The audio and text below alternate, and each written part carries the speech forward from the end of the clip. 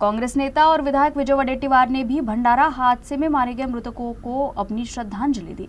उन्होंने कहा कि प्राथमिक तौर पर आधा दर्जन से अधिक लोगों की मरने की खबर है। हादसा काफी भीषण था, ऐसे में उन्होंने सरकार से उचित जांच की मांग की है।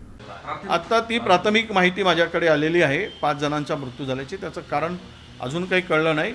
मृतांचा आकडा सुद्धा पुढे किती वाढू शकतो ही पण शक्यता वर्तवली जात आहे आणि दुर्दैवी या घटना आहे, अत्यंत गंभीर अशी घटना आहे। संपूर्ण माहिती आल्यावरच त्यावर अधिक बोलता येईल, पण आता तरी 5 जणांचा मृत्यू झाल्याची, अनेक जखमी असल्याची माहिती आहे।